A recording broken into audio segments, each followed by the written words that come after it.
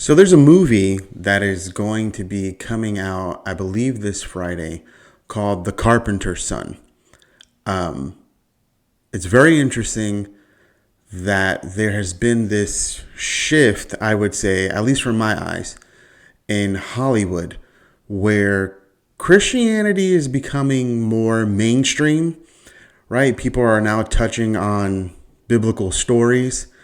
But of course, since it's Hollywood, there's always some twist or unbiblical thing that they want to shoehorn in their movie where you're just like, what is this? And the crazy thing is that this movie that's coming out is actually a horror movie. A horror movie. Which to me is funny because knowing a lot of the stories of the Bible that I do, there's actually plenty of content that you could create a horror movie just off of biblical stories. And so, I mean, just off the top of my head, if you did a whole story of just the demonic torment of Judas, so, right, Judas betraying Christ, and just doing the whole story from that perspective, his perspective, and the demonic influence that it took for him to betray Christ and ultimately leading to his death, that could 100% be straight horror. But of course, Hollywood, being Hollywood, they want to take the story of Jesus as a young man and twist it into this crazy demonic story of young Jesus. And so it stars Nicolas Cage, who plays Joseph. A woman who I've never heard of plays the role of Mary. And then Jesus, played by, I believe, a man named Noah. I can't remember his last name. But the main star is obviously Nicolas Cage. And if you watch the trailer, it seems to be shot, or the story seems to be from the perspective of Nicolas Cage as Joseph. And again, it's being advertised as straight horror.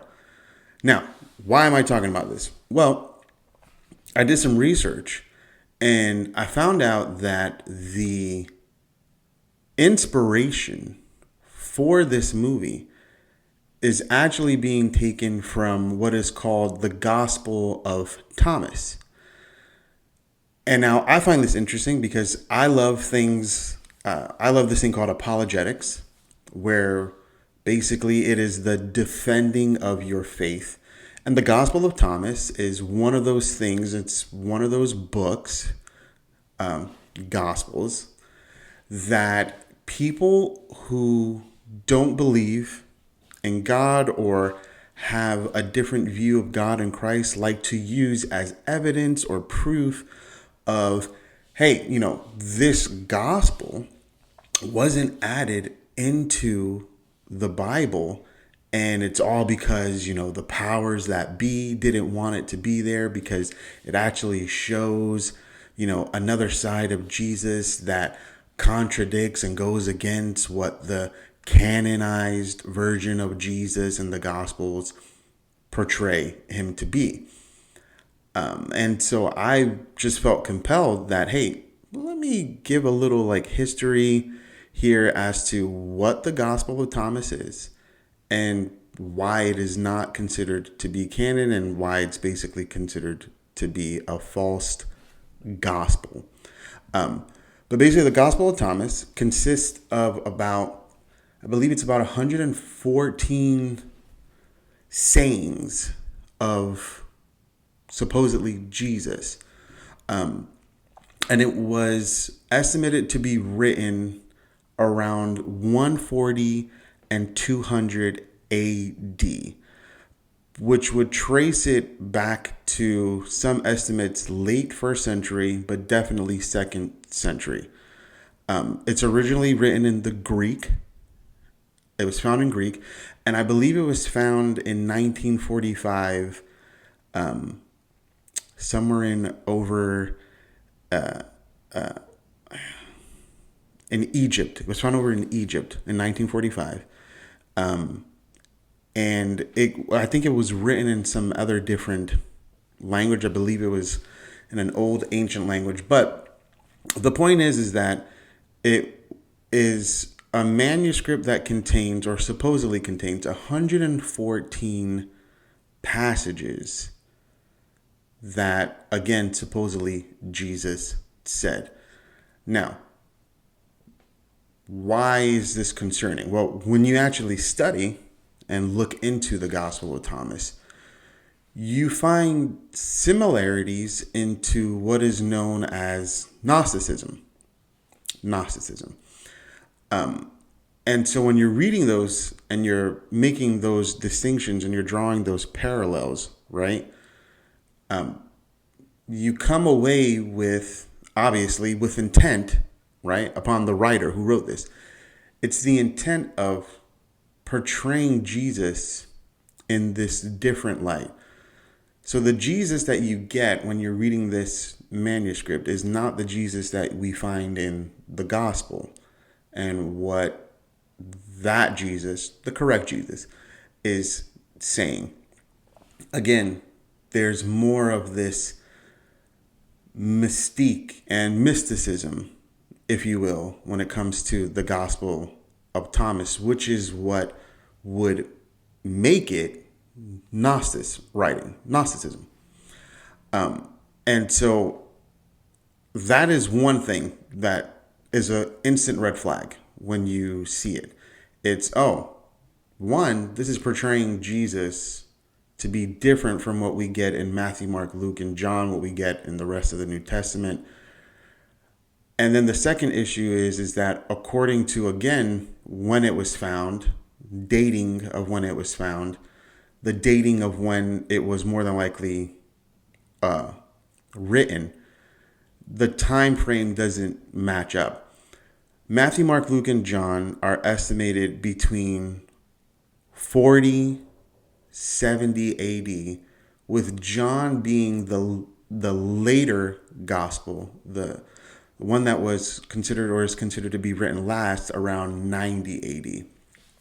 Well, you're talking about the Gospel of Thomas being between 140, 200 AD. The issue there, and why it can't be trusted, is most of the people, actually all of the people who are alive during Jesus's time, are all dead. So no one can even corroborate what this passage is and what it is saying. That's a huge problem. And then on top of it, when you unpack what is being said, doesn't match with what we see in Matthew, Mark, Luke, and John. And then when you unpack it even further, it seems to match more of this Gnostic view of Jesus. And so I might make another video, because I'm very passionate about stuff like this, explaining fully what like Gnosticism is. Some of the key core tenets is that they deny the material world as being good. That is one. The other one is that they emphasize that there are secret teachings and things to be found, right, through the spiritual elite. And so if you hear that, what it pretty much sounds exactly what it sounds like.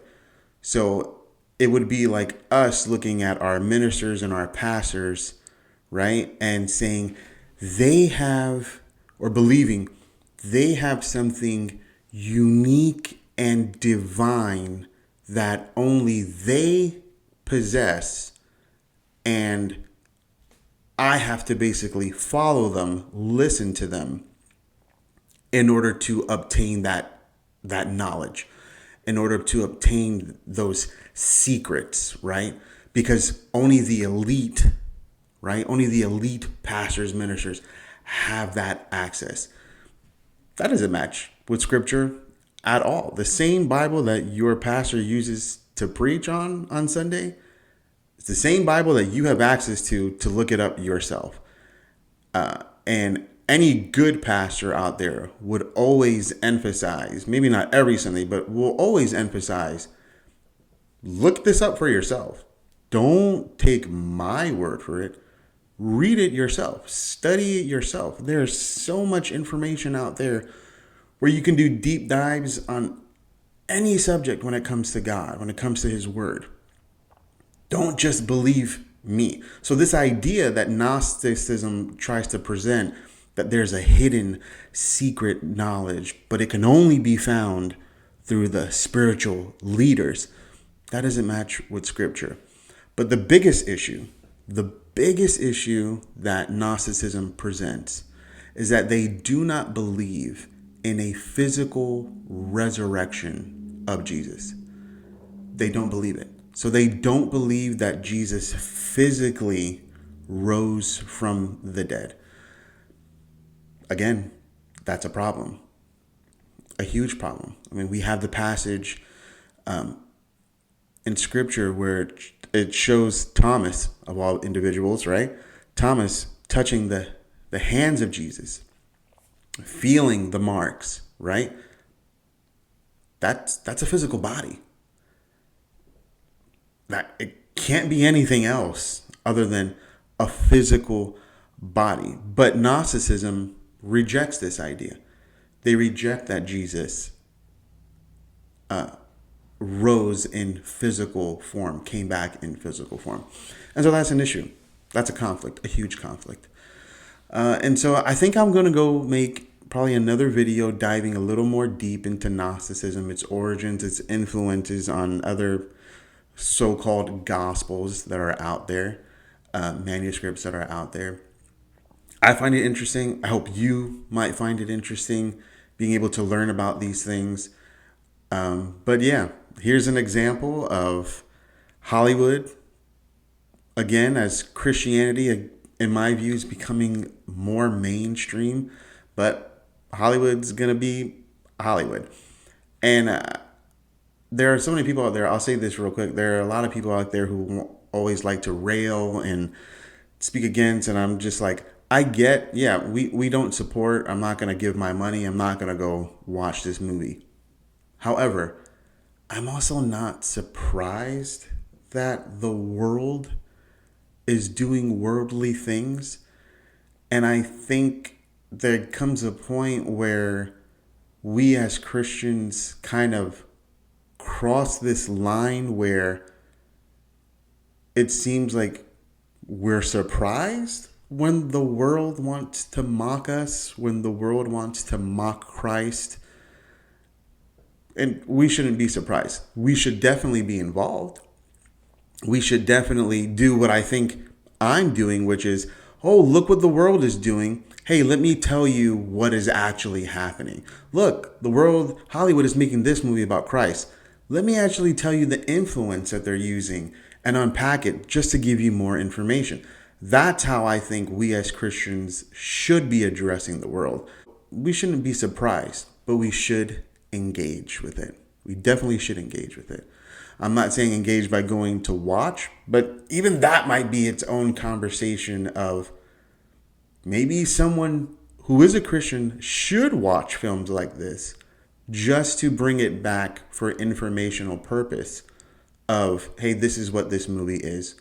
This is what it is not. This is how we engage with it. Here are the influences, stuff like that.